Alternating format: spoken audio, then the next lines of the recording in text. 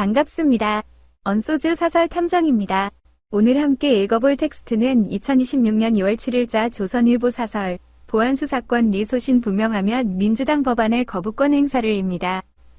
제목부터 아주 흥미롭습니다. 지금 국회에서 민주당이 추진 중인 검찰청 폐지 및 공소청 신설 법안을 두고 조선일보가 이재명 대통령에게 당신 뜻과 다르니 거부권을 쓰라고 훈수를 두고 있거든요. 겉으로는 대통령의 소신을 지켜주려는 척하지만 그 속내를 들여다보면 아주 전형적인 정치 기술이 숨어 있습니다. 이 사설이 감추고 있는 본질이 무엇인지 저와 함께 합리적으로 추론해 보시죠. 1. 현상과 본질, 대통령 걱정? 아니, 이간질입니다. 기사의 껍데기, 사설의 논지는 단순합니다.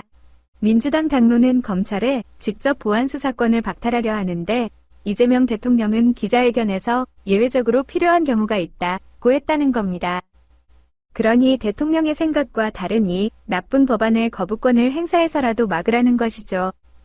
마치 대통령의 합리성을 옹호하는 것처럼 보입니다. 숨겨진 본질, 하지만 이 주장의 진짜 의도는 대통령과 여당의 갈라치기입니다. 조선일보는 지금 여권 내의 미세한 의견 차이를 모순이나 충돌로 부풀리고 있습니다. 대통령이 보안 수사가 안 하는 게 원칙이지만 예외는 필요하다고 한 것은 개혁의 디테일을 조율하자는 취지이지 검찰 개혁 자체를 반대한다는 뜻이 아닙니다. 그런데 조선일보는 이를 틈타 당신 당이 당신을 무시하고 있다는 프레임을 씌워 대통령이 거부권을 행사하게끔 부추기고 있습니다. 만약 대통령이 정말 거부권을 쓴다면 여권은 분열되고 검찰 개혁은 좌초되겠죠. 그게 바로 이 사설이 노리는 꽃놀이패입니다. 2. 논리적 허점, 공포 마케팅의 빈약한 근거. 이 사설은 논리적으로도 아주 교묘한 비약을 하고 있습니다. 첫째, 부분을 들어 전체를 부정하는 오류입니다. 사설은 김정숙 여사 옷값 의혹이나 통일교 자금 의혹 등을 거론하며 경찰 수사가 미진하니 검찰이 나서야 한다고 주장합니다. 이건 전형적인 일반화의 오류입니다. 경찰 수사에 문제가 있다면 경찰의 수사 역량을 강화하거나 공소청이 요구를 통해 바로잡을 시스템을 만들면 됩니다. 그런데 조선일보는 그러니까 검찰이 직접 칼을 들어야 한다고 결론 내립니다. 수사와 기소의 분리라는 대원칙을 무너뜨리기 위해 자극적인 몇 가지 사례를 가져와 시민들의 불안감을 자극하는 공포 마케팅이죠. 둘째, 거부권을 너무 쉽게 말합니다. 대통령의 거부권은 위헌적이거나 국가 안위에 치명적인 법안에 대해 사용하는 최후의 수단입니다. 정책적 조율 과정에서 세부 사항이 조금 다르다고 해서 자기 당이 통과시킨 법안을 대통령이 거부한다? 이건 정당 정치를 부정하는 일입니다. 조선일보는 의도적으로 협의 과정을 대결의 구도로 치환하고 있습니다.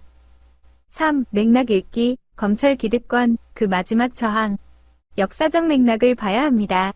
우리는 지난 수십 년간 무소불위의 검찰 권력을 분산시키기 위해 싸워왔습니다. 수사권과 기소권을 한 손에 쥔 검찰이 어떻게 정치를 좌지우지하고 시민을 억압했는지 우리는 너무나 잘 알고 있습니다. 지금 민주당이 추진하는 공소청 설치는 그 개혁의 마침표를 찍는 과정입니다. 조선일보와 검찰 기득권 세력 입장에서는 자신들의 가장 강력한 무기인 직접 수사권이 사라지는 것이니 얼마나 다급하겠습니까?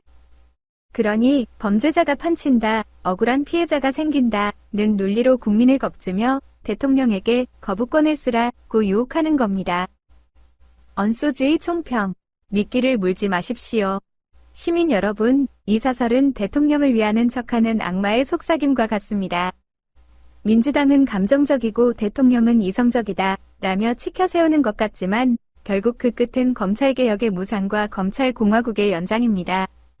수사기소 분리는 민주적 형사사법제도의 글로벌 스탠다드입니다. 그 과정에서 발생할 수 있는 보안수사의 디테일은 국회와 정부가 토론으로 풀면 될 일입니다. 남의 집 부부싸움을 부추겨 이득을 보려는 구경꾼의 훈수, 너무 귀담아 듣지 않는 게 상책 아닐까요? 조선일보의 이 거부권 권유, 저는 이렇게 읽힙니다. 제발 우리 검찰의 칼날만은 남겨주세요. 구독과 좋아요는 진실을 찾는 큰 힘이 됩니다. 다음 시간에 뵙겠습니다.